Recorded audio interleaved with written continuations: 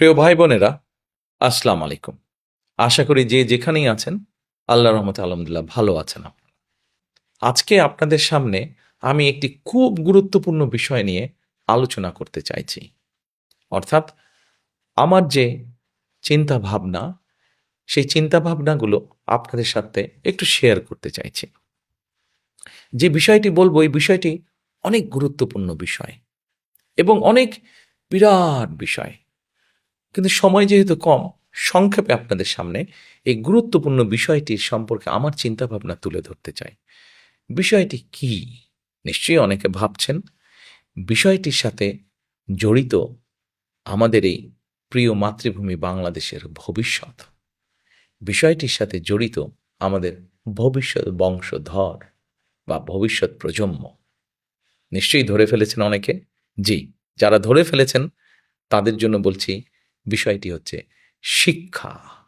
শিক্ষাই হচ্ছে জাতির মেরুদণ্ড। কাজে এই শিক্ষাকে যদি আমরা সঠিকভাবে, শিক্ষা ব্যবস্থাকে যদি আমরা সুন্দরভাবে সঠিকভাবে গড়ে তুলতে না পারি, তাহলে জাতি হিসাবে হয়তো আমাদের উঠে দাঁড়াতে অনেক কষ্ট হবে। এই শিক্ষা ব্যবস্থাটির মধ্যে প্রথম বিষয়টি হচ্ছে প্রাইমারি প্রাইমারি শিক্ষা ব্যবস্থা। প্রাইমারি শিক্ষা ব্যবস্থাটাকে আমরা একটু সুন্দর করে গুছিয়ে সাজাতে চাই। দেখুন, আপনি যদি একটি ভালো আম গাছ চান, ভালো কোয়ালিটির যদি আঁটি হয়, অর্থাৎ বীজটা যদি ভালো হয়, নিশ্চয়ই তাহলে ফলনটাও ভালো হবে, গাছটাও ভালো হবে। কারেক্ট, ঠিকই ধরতে পেরেছেন আপনারা। আমরা প্রথমে গুরুত্ব দিতে চাই আমাদের শিক্ষা ব্যবস্থার প্রাইমারি স্কুলের যে শিক্ষক আছেন সেই শিক্ষকদের ট্রেনিংয়ের উপরে। এই শিক্ষকদেরকে আমরা ট্রেনিং দিতে চাই। যারা শিক্ষক আছেন তাদেরকে আমরা ট্রেনিং দিয়ে তাদের কোয়ালিটিটা আমরা ইমপ্রুভ করতে চাই। কারণ আমরা মনে করি শিক্ষক যদি ভালো ট্রেনিং পান, তাহলে অবশ্যই শিক্ষক তার যে শিক্ষার্থী থাকবে তাকে ভালো করে পড়াতে পারবেন, ভালো করে লেখাপড়া শেখাতে পারবেন। এবং সেই জন্যই আমরা একটি নতুন বিষয় ইন্ট্রোডিউস করতে চাচ্ছি। সেটি হচ্ছে ওয়ান টিচার ওয়ান ট্যাব। আপনারা হয়তো চিন্তা করতে পারেন, জিজ্ঞেস করতে পারেন, ওয়ান টিচার ওয়ান ট্যাবটা কি? বাংলাদেশে খুব সম্ভবত ৩.৫ লক্ষের এরও কিছু বেশি প্রাইমারি শিক্ষক আছেন, সরকারি বেসরকারি সব মিলিয়ে। আমরা প্রথমে সরকারি প্রাইমারি স্কুল দিয়ে শুরু করতে চাইছি। আমরা এই টিচারদের কাছে ছোট ট্যাব বা কম্পিউটার পৌঁছে দিতে চাচ্ছি প্রথমে। আমরা যদি এই সকল টিচারকে ঢাকা শহরে বা বিভাগীয় শহরে নিয়ে এসে ট্রেনিং দেই, তাহলে দেখা যাবে যে অনেক খরচ হবে রাষ্ট্রের, সময়ও নষ্ট হবে। সেই জন্য আমরা এই ট্যাবটা পৌঁছে দিতে চাচ্ছি। আমরা শিক্ষকদের কাছে পৌঁছে দিব এবং তাদের কিভাবে এটি পরিচালনা করবেন, তারা কিভাবে এটি চালাবেন, তারা জেলায় জেলায় আমরা তাদেরকে সেটি শিখাবো। তারপরে তারা তাদের উপজেলা, ইউনিয়ন, গ্রামে ছড়িয়ে ছিটে পারবেন। ফলে অর্থাৎ একজন টিচারের কাছে একটা কম্পিউটার থাকবে। সেই কম্পিউটারের মাধ্যমে ঢাকা থেকে বসে একজন শিক্ষক ভালো কিছু ট্রেনিং তাদেরকে দিতে পারবেন। অথবা একজন শিক্ষক যে যশোরে আছেন, সে দেখা যাবে কুড়িগ্রামের একজন শিক্ষককে ভালো কোনো একটি বিষয় ট্রেনিং দিতে পারলেন। অথবা চট্টগ্রামে একজন শিক্ষক আছেন, সে হয়তো দিনাজপুরের ছাত্রছাত্রীদেরকে ভালো কোনো একটি বিষয়, শিক্ষার কোনো একটি সাবজেক্ট বিষয় ভালো করে পড়াতে পারবেন। এটা তো গেল একটা। সময় লাগবে, কিন্তু আস্তে আস্তে আমরা এই জিনিসটি গড়ে তুলতে চাই, এই সিস্টেমটি আমরা গড়ে তুলতে চাই। এবার আসুন, আমরা শিক্ষা ব্যবস্থার মধ্যে আরেকটি বিষয় নিয়ে আসতে চাই। সেটি হচ্ছে ভাষা। দেখুন, আমরা সকলে বাংলা বলছি, আমাদের অনেক ছেলেমেয়েরা, আমাদের অনেক সন্তানেরা ইংরেজিও বলছে অনেকে। কিন্তু চিন্তা করে দেখুন, আমাদের সন্তান, আমার সন্তান, আপনার সন্তান, তারা যদি বাংলা পারে, তারা যদি ইংরেজি পারে এবং ইংরেজি ভাষার পাশাপাশি যদি আরেকটি ভাষা, তৃতীয় একটি ভাষা সে যদি জানে, তাহলে বড় হয়ে সে যদি তার সেই জানা ভাষার দেশে যায় বা যেতে পারে, তাহলে নিশ্চয়ই সে একটা ভালো কর্মসংস্থান খুঁজে বের করতে পারবে। কাজেই আমরা সরকার থেকে কয়েকটি ভাষা শেখানোর ব্যবস্থা করব। যেমন ম্যান্ডারিন হতে পারে, যেমন জাপানি ভাষা হতে পারে, যেমন জার্মানি ভাষা হতে পারে, যেমন ফ্রেঞ্চ ভাষা হতে পারে, অ্যারাবিক ভাষা হতে পারে, ইটালিয়ান ভাষা। অর্থাৎ পৃথিবীর বিভিন্ন দেশে কর্মসংস্থানের সুযোগ আছে যেই দেশগুলোতে বেশি। কোরিয়ান ভাষা হতে পারে। সেরকম দেশগুলোতে সে দেশগুলোর ভাষা আমরা আমাদের ছেলেমেয়েদেরকে শিখাতে চাই, তৃতীয় ভাষাটি শিখাতে চাই তাদেরকে। তারা যদি এই ভাষাটি শিখতে পারে তাহলে বড় হতে হতে সেই ভাষায় তার দক্ষতা হবে।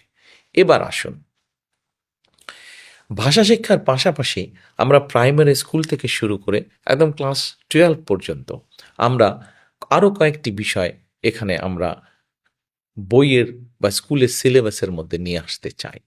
কি কি সেটি? যেমন ধরেন, খেলাধুলার একটি বিষয় আছে। প্রত্যেকটি ছেলে মেয়েই কোনো না কোনো বিষয় খেলতে পছন্দ করে, কোনো না কোনো স্পোর্টস খেলতে পছন্দ করে। আমরা যেটি করতে চাইছি সেটি হচ্ছে যে আমাদের ছেলেমেয়েরা সাধারণত যে সকল খেলাধুলায় ভালো, কেউ হয়তো ফুটবল খেলায় ভালো, কেউ ব্যাডমিন্টন খেলায় ভালো, কেউ সাঁতারে ভালো, এরকম যারা যেই স্পোর্টসে ভালো, এরকম 6-7টি স্পোর্টস আমরা রাখবো স্কুল সিলেবাসের ভিতরে, এবং তাকে ওই খেলায় অংশগ্রহণ করতে হবে। যে ছাত্র ছাত্রী যে খেলাটি বেছে নেবে তাকে সেটিতে অংশগ্রহণ করতে হবে, এবং অংশগ্রহণ করাইলেই শুধু হবে না, সেখানে থেকে পাস মার্ক পেতে হবে। অর্থাৎ সে খেলাধুলাও ভালো হয়ে উঠবে। যে সাঁতার পারে সে সাঁতারে ভালো হবে, যে ফুটবল খেলতে পারে সে ফুটবলে ভালো হবে, যে ক্রিকেট খেলে সে ক্রিকেটে ভালো, যে জোরে দৌড়াতে পারে সে দৌড় প্রতিযোগিতায় ভালো করবে। তার মানে দেখুন, আমাদের সন্তানেরা ইংরেজি ভাষা শিখলো, আমাদের সন্তানেরা একটি খেলাধুলায় ভালো করলো। এবার আসুন, আমরা আমাদের সন্তানদেরকে গড়ে তুলতে চাই যেমন ভালো খেলতে পারবে, তৃতীয় একটি ভাষা, দ্বিতীয় একটি ভাষা জানবে, একই সাথে তাকে আমরা বিভিন্ন রকম আরও আর্ট বা কালচার শেখাতে চাই। যেমন অনেক শিশুরই অনেক ইচ্ছে আছে, কেউ হয়তো গান শিখবে, কেউ হয়তো গিটার বাজানো শিখতে চাইছে, কেউ হয়তো কবিতা আবৃত্তি শিখতে চাইছে, কেউ হয়তো ছবি আঁকতে চাইছে। তাকে আমরা সেই সুযোগটি করে দিতে চাই।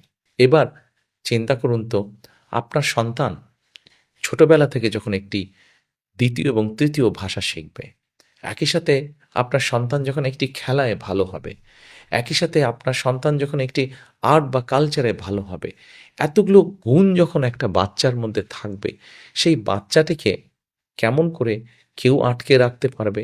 সে এই দেশে বাংলাদেশেই থাকুক অথবা সে পৃথিবীর যে কোনো দেশেই যাক না কেন, তাকে কেউ আটকে রাখতে পারবে না। সে তার জীবনকে তার মতন করে সুন্দর করে গড়ে তুলতে পারবে। প্রিয় ভাই বোনেরা, আপনাদের অনেকের কাছেই হয়তো মনে হতে পারে যে আমি যেই কথাগুলো বলছি আসলে কি এটা সম্ভব? অবশ্যই সম্ভব। পৃথিবীর বহু দেশ তাদের দেশের শিক্ষা ব্যবস্থাকে এইভাবে গড়ে তুলেছে। আরেকটি গুরুত্বপূর্ণ বিষয় এখানে আপনাদেরকে আমি উল্লেখ করতে চাই।